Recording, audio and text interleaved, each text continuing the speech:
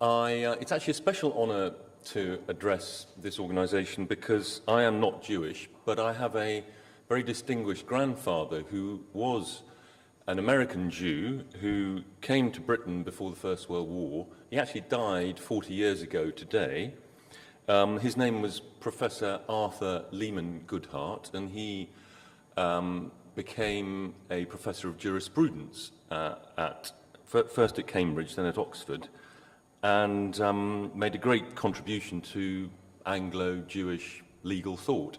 In fact, rather remarkably, he was the editor of the Law Quarterly Review for 46 years. I don't think anybody has ever been an editor of anything for quite so long. I was an editor of a magazine for 15 years. I mean, I gave up because I knew I couldn't beat his record. I think I probably agree with most of what Tariq has said. I think we probably have a slightly different emphasis in some respects. But just my argument in miniature, and some of what I'm going to say is just sort of, in a way, sociological pragmatism. I think we forget sometimes just what a large proportion of countries in the world have majorities. 80% of major countries have an ethnic majority. And historically, there is a strong association between having an ethnic majority and being a successful country, by which I mean being a democracy, a political democracy, and a welfare state. If you look at the post-war period, particularly if you compare developments in East Asia and Africa, Africa has suffered from enormous fragmentation, has been unable to make breakthroughs in most places into liberal modernity. I'm not sure that Asia has exactly broken through into liberal modernity, but it's certainly broken through into economic success. But of course, this is now changing dramatically, which is why, of course, we are talking about majority rights, something that we would not have contemplated probably 10 or 15 years ago. And why is multiculturalism controversial?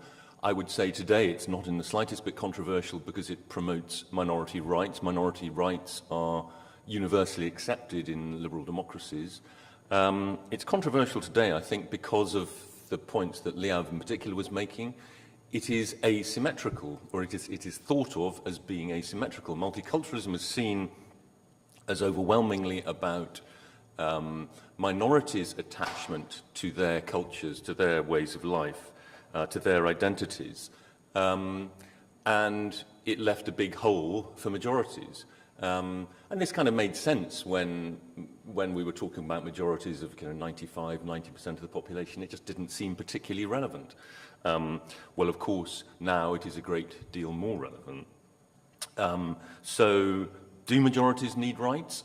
Do majorities even exist in any meaningful sense, given how in rich, value-diverse, liberal societies they are so internally differentiated? I would say the answer to that is yes and no. I think that's a misprint. It should be yes and no. So, preserving majority ways of life in a non-oppressive, open way, as Tariq was just saying, is entirely legitimate in my view. I will talk later briefly about what this actually might mean, but preserving, uncontroversially the idea that Britain, as a default position, celebrates Christmas. Obviously Christmas is not celebrated in mosques and synagogues, but in mainstream public institutions, Christmas is and should be celebrated and continue to be celebrated. Then, of course, there is the issue of language. I mean, this is not such an issue in the UK. It's much more of an issue in America. The irritation, I think, that a lot of members of the ethnic majority, not just the ethnic majority, the kind of super majority, you might say, in the US, the irritation that people feel with, being required to press 1 for English when they pick up the phone and call somebody. These are the kind of minor irritations of the majority that you may feel one shouldn't have too much sympathy for, but I think going forward one needs to take into account. I would also say that this isn't ultimately, I mean, these are complicated philosophical arguments which I'm not really equipped to do battle in. But I mean, I think what we're talking about here is much more a matter of interests, actually, majority interests. And this is, in a way, more of a political story than it is a legal one. Because I think the state should, so far as possible, be neutral between citizens. It should be neutral between groups. And this is, so it's not fundamentally a question of rights. I think this can get a bit fuzzy in some places, but we're talking here really about, we're talking about cultural weight, we're talking about political weight, and political interests, and the legitimate interests of majorities. I mean, the final point in my summary here is that both in North America and Europe, we really are moving into unknown territory. We do not have experience of what happens when ethnic majorities cease to be majorities. And this is going to happen quite soon. Is it possible to preserve a strong idea of the common good and the public interest without having a ethnic majority in a country? We've not had this experience before. So the truth is we don't really know. So why are we talking about this? We're talking about this because the dominance of majorities is, we're on the cusp, historically speaking, we're on the cusp of a major change. The basic data, I said earlier, 80% of the world's bigger countries have majorities. Half of them are at least majorities of at least 70%. Europe, North Africa and East Asia, the most homogeneous. But as I say, all this is about to change. Whites are already a minority in most major cities of North America, of the US and Canada. And US, Canada and New Zealand are going to be majority-minority by about 2050, with the rest of Europe and Australia catching up towards the end of this century. Now, that is going to make plenty of members, not all, but plenty of members of ethnic majorities insecure. And it's certainly, indeed this is already happening, it is certainly going to make them much more aware of their ethnicity, their membership of a group in a society where previously they didn't need any consciousness of their membership of a group because their group and the whole society were more or less contiguous. And that is obviously, that's already ended, and that's going to end even more so. So we've had the story of the struggle for minority rights, it obviously is reasonably well known, particularly in the 19th century, at least in Britain, the struggle to make the rule of law group blind, and the equality for Catholics and for Jews in the course of that century. Then I think we had a very important shift, almost as importantly non-legal as legal, in the middle of the 20th century, after 2 world wars, the Holocaust, decolonization, that there was a universal, what's sometimes called a universalist shift. I mean, essentially the ideas of the UN Declaration of Human Rights, the idea of human equality, human moral equality, became much more embedded, not just in constitutions, but I think in everyday life, in civil society too. The idea of the free and equal citizen was embraced by politics and illustrated by anti-discrimination laws and so on. But then there was a new stage. I'm speaking from the European and particularly the British experience. There was a new stage, I think, a little bit further down the road from the mid-20th century. In the 50s and the 60s, you had the post-colonial waves of immigration to Britain, to France, and to other European countries. And there was a feeling there that equal rights were not enough, that people coming to those countries from other, in many cases from former colonies, needed to have their ways of life preserved. So it's not just about equality, it was about the right to, come here and be yourself was the kind of catchphrase, the right to be different, the preservation of a culture and way of life. I mean, some of this happened under a kind of almost colonial, we were, the sort of imperial family idea in Britain. This also often happened on the premise that people were coming for short periods of time and then going to go back home, which of course didn't happen. I mean, that was more overtly spelt out in the case of Germany, but even in the UK, many people came in the 50s and the 60s thinking that they would come for a few years and then go home. So this idea of, as it were, preserving your way of life sort of made sense in that context, because there was no point integrating into the society because you were going to go home quite soon. And then, of course, people didn't. And therefore, we continue to have, I think, this kind of blind spot that multicultural idea, come here and be yourself, preserve your culture, was never applied to the one, no thought was given to applying it to the majority. And of course, like I said earlier, it didn't really matter so much when we were talking about tiny pockets of minority settlement, in parts of London or Birmingham or Manchester. We were talking about a few tens of thousands or a few hundreds of thousands of people. Yes, there was some conflict, there was some displacement, there was some white flight, but on the whole, this was not a big issue. And now, of course, it is, and it presents us with some serious thinking to do about this, and some unfamiliar thinking. The more familiar argument, and it's not wholly wrong, is that historically majorities have not needed special protection because they have been dominant, because they have been contiguous with both the state and the society, and their culture is being transmitted through the school curriculum, national ceremonies, language, and so on. Although, particularly in more recent years, I think this argument has worn a bit thin, particularly with kind of lower income and lower status members of the ethnic majority who, in arguments about kind of white privilege from sort of race-critical theorists, feel, not that many of them probably read race-critical theorists, but nonetheless, they feel that they are being attributed privileges that they don't particularly feel. If you're a working-class lad from some post-industrial town in the north of England, you don't feel a great sense of privilege. There's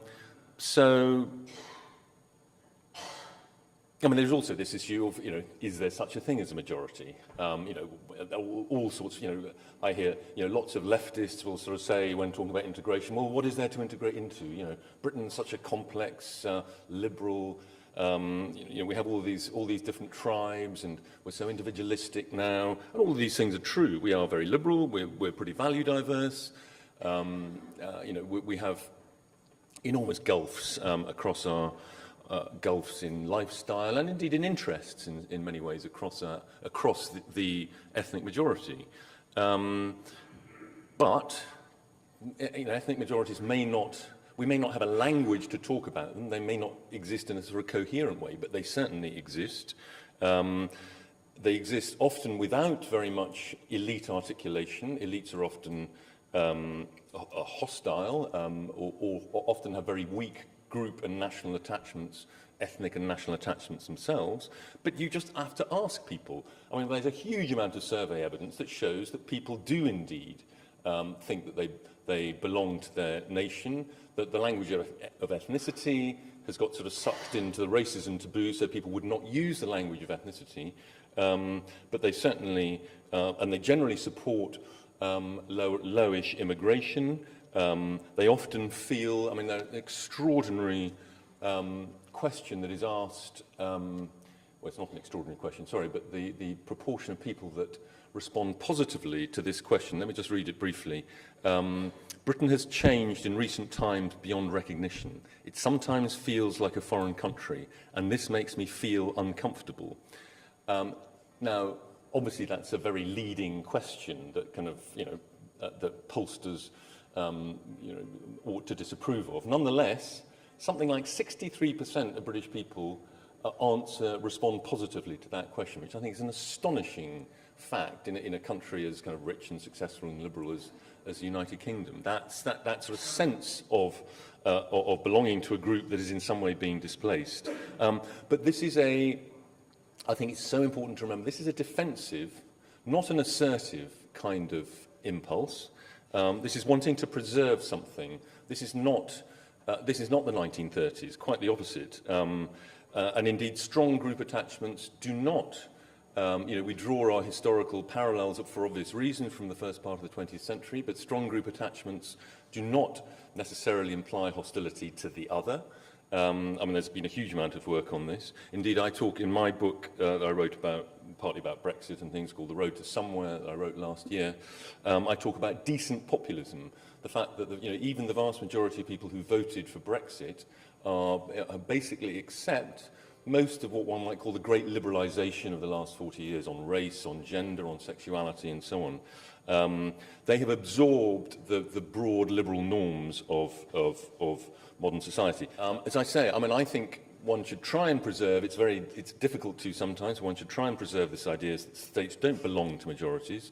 The states should be neutral in some ways, and that we're talking more about interests than rights, or interests that don't often or always find expression in legal form. But I do think majority reassurance is a perfectly legitimate, indeed quite proper role of politics. Indeed, the lack of majority reassurance is one of the reasons for the rise of populism. Whether it is language, whether it is preservation of national religious institutions like celebration of Christmas and national rituals. Remembrance Sunday in Britain has become bigger and bigger and bigger. Every year we get away from. It's obviously been particularly big in the last 4 years because it's been the 100th anniversary of the First World War. But even so, even before that, it's become an enormously important national celebration.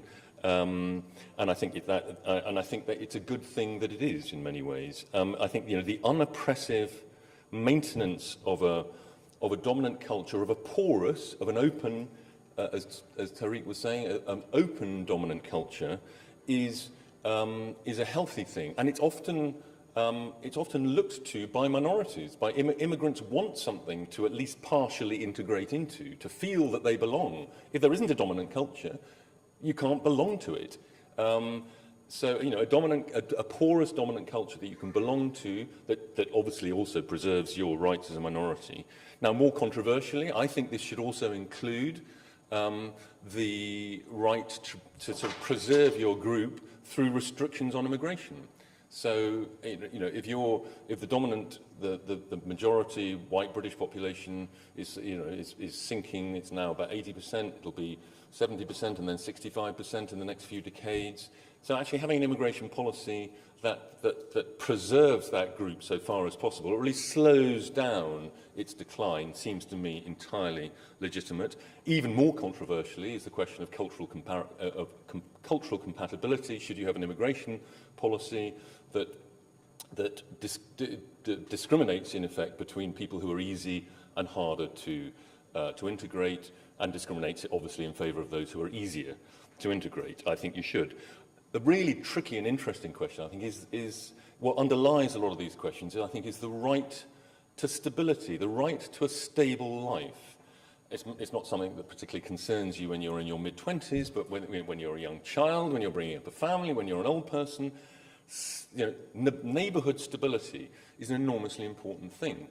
Whether one has a right to live in a stable neighbourhood or not, I think is not really realistic. Sorry, 1 second. I think we can't really claim the right to stability, but I think it should be the kind of default position of public policy, sons and daughters policies in public housing and so on. And this is, interestingly, something that is now starting to affect ethnic minorities in Britain.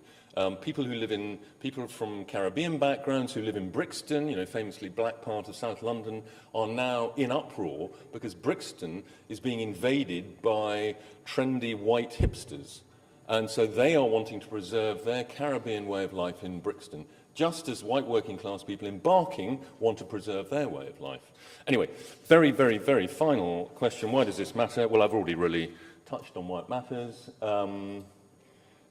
How do we keep civilized societies? Are ethnic majorities, or at least the relatively gentle decline of ethnic majorities, I think is a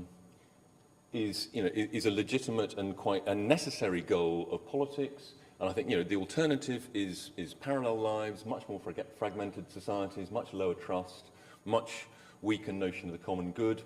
And as I said at the beginning, I think this, stability is not the same as homogeneity. One can have stability and diversity, but we are moving into uncharted territory, and the more cautiously we move, the better, I think. Thank you very much.